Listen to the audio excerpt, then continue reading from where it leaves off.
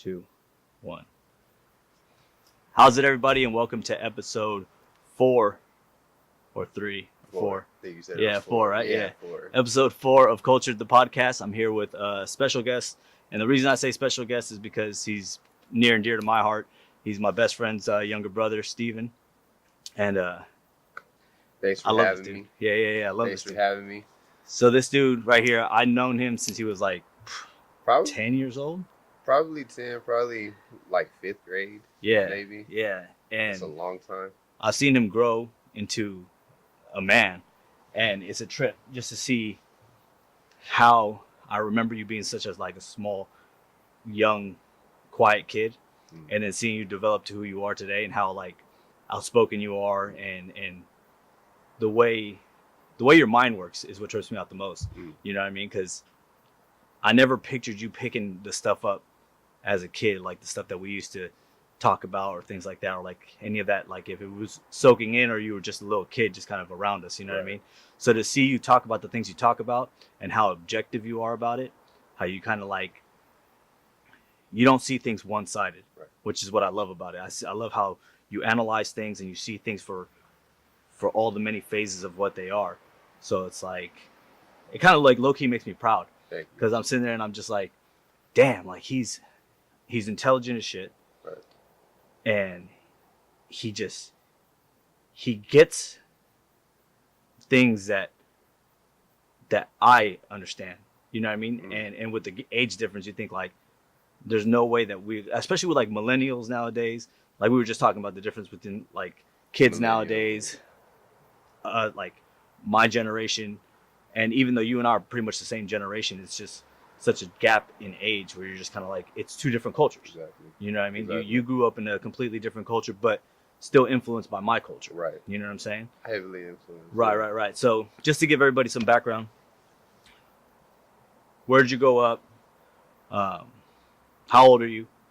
And just tell us a little bit more about your life. Well, I grew up where you grew up. Basically, you grew up in Downey, right? Well, I grew up in the South Bay, but I moved to Downey when it was my sophomore year, I want to say. Okay. No, my junior year of high school. Okay. But then I've been in Downey basically last 20 years almost. Okay. Well, yeah, grew up in Downey all my life. Never moved anywhere. Been planning here my whole life. Went to school, Griffiths Middle School. Mild Price Elementary to start off with. Then went to Downey High School. Just basically, your typical student, athlete. I played football and track, played a little bit of basketball. I'm 26 years old. Went to college D1 track, right? Yeah, I went to college D1 track at Cal State Fullerton. Did pretty well there. I was only able to compete 1 year, though, because I transferred from PCC. He was a beast, though. Don't let him be modest. He was a beast. I don't like to brag, but yeah. High jump for Fullerton. Yeah, a high jump for Fullerton. What was your PR? 7 feet. 7 foot PR. Yeah, that's beautiful. And right now, I'm actually coaching high jump at Downey High School. I have a bunch of wonderful athletes. I love the kids that I'm working with. They're amazing. Yeah. I'll show you on my IG all the time. I'll talk to them, and they're just dope. And I'm really glad that I'm able to work at the high school that I went to because it's all coming full circle. Because at Downey, I was going to school around the time where, there wasn't a lot of teachers and coaches helping, helping students and telling them, what to do in life and, how they would succeed. It was just more so just everything was they just wanted them to be a robot, go to school and go to practice just because you have to and because I said so. But it wasn't they weren't being just important figures to them in their life. So, and that was one of the things I felt that I was missing. That's why I wasn't able to make that transition from high school to the university. I had to go to Pasadena City College, and that's where I felt like I grew up the most. My first year at Pasadena City College because it was a culture shock because I'm coming from high school. I have no responsibilities. my parents giving me money, Right. all this stuff. They're I just don't have a care in the world. All I'm doing is going to school, blah blah blah. Now I'm going to college. I got to drive now. Now all of a sudden I'm driving. I'm responsible for now waking myself up. And all of that was new to me, and You're that's self-reliant now. Yeah. And I wasn't good at it at all because I wasn't prepared. Right. At all, and that's why I failed all my classes. My freshman year, and it was a really really low point of my life, honestly, when I was like 17, 18. But it was a reality check though. Yes. Yeah, so it helped you. Do you feel like having that kind of like trials and tribulations in your life helped you the most in your life? Yeah, absolutely. That's one thing that I feel that a lot of parents really don't get is like when you're a parent, I feel like you worry so much about your child succeeding that they feel that they got to do so much for their child to make things easier on their child, and in doing that they end up hurting their child even more because it's like I'm not giving him that feeling of failure. Once you fail, when you have that feeling of failure where you're just like, what am I going to do? Mm-hmm. Like, wait. This is a lot harder than I thought it was going to be.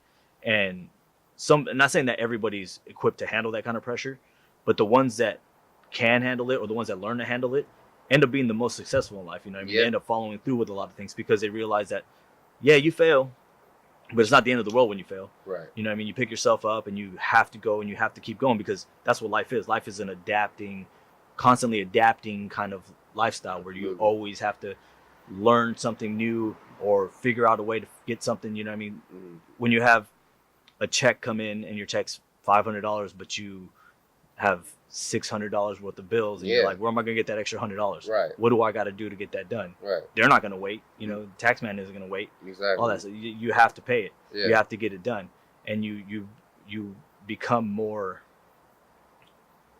not just mature, but you just find ways, and it gives you that sense of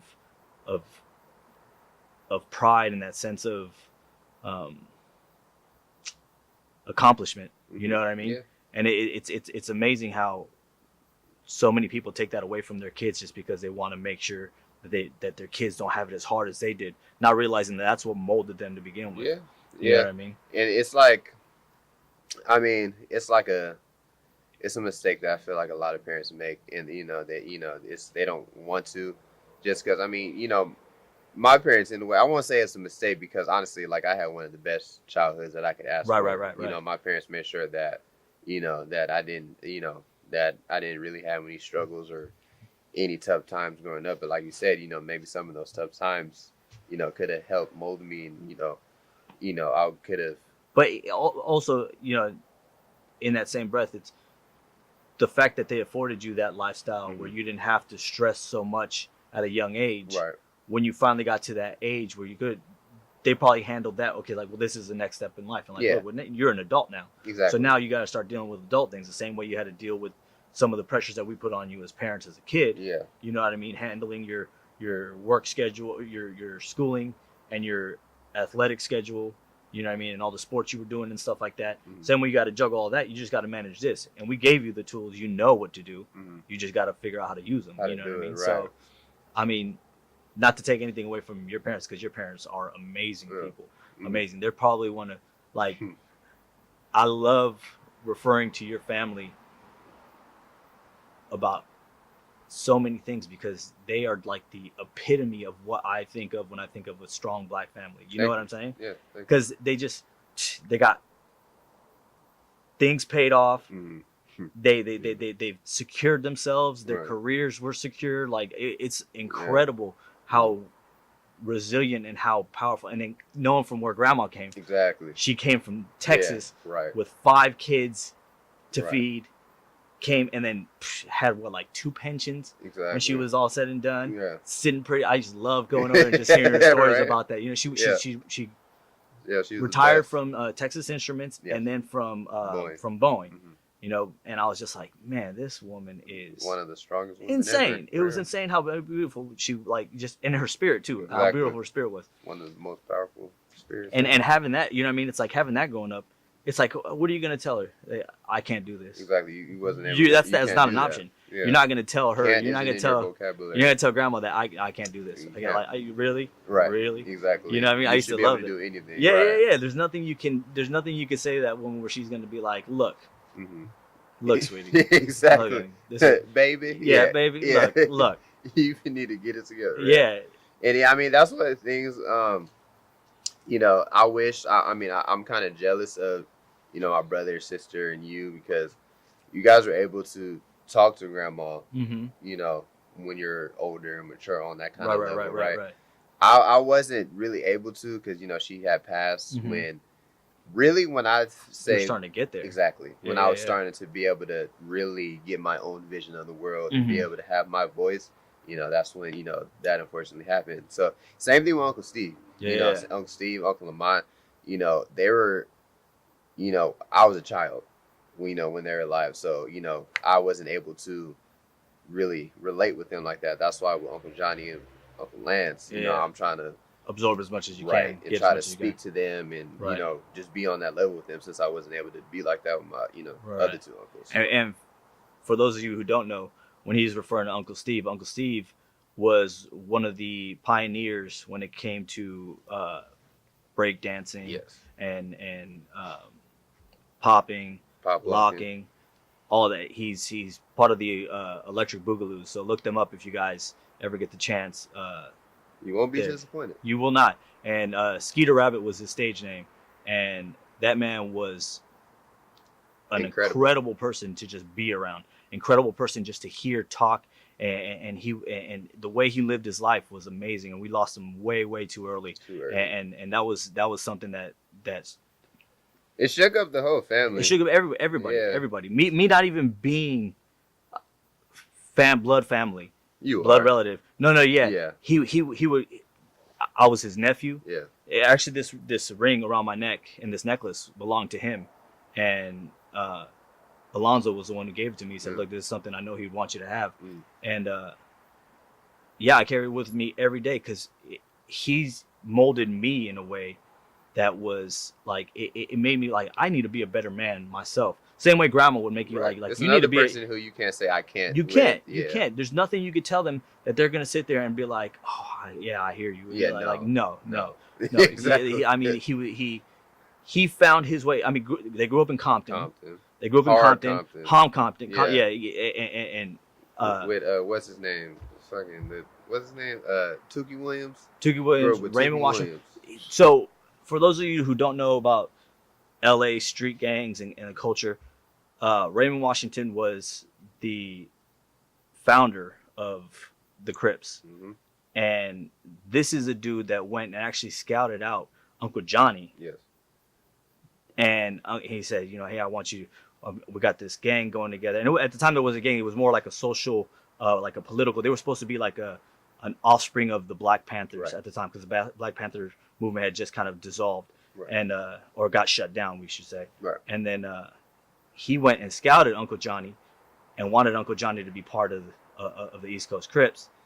No, sorry, not East Coast, East Side Compton. Mm-hmm. And Uncle Johnny said, why am I going to join when I could whoop your ass? He said, well, yeah. He was part of the Navy. He was in the Navy. One of the hardest military corps ever.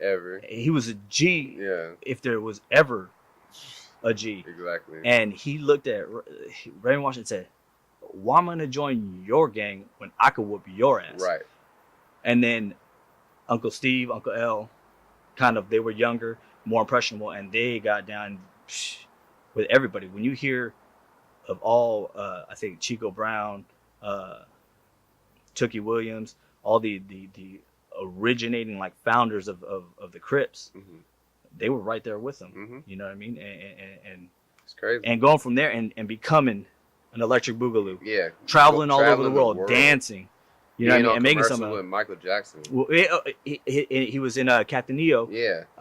With Michael Jackson. Crazy. Teaching Michael Jackson how to dance. How to dance. A lot of people don't know this, but he taught Michael Jackson how to dance. Yeah.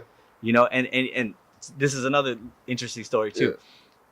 what everybody knows today as the moonwalk, Uncle Steve would be proud of me saying this. What everybody knows today as the moonwalk is actually called the backslide. Yes. And when they asked, the moonwalk is a completely different move where it looks like you're literally walking on the moon. Michael Jackson used to do it too, Yes. where you kind of pivot and you rotate and you look like you're floating. Right. And that was called the moonwalk. And then the backslide was what we know today as the moonwalk. Exactly. When they asked Michael, hey, what was that dance? He fucked up and said, the it's the moonwalk. Yeah. Yeah. And then totally, since then, then it became a phenomenon where that's the moonwalk.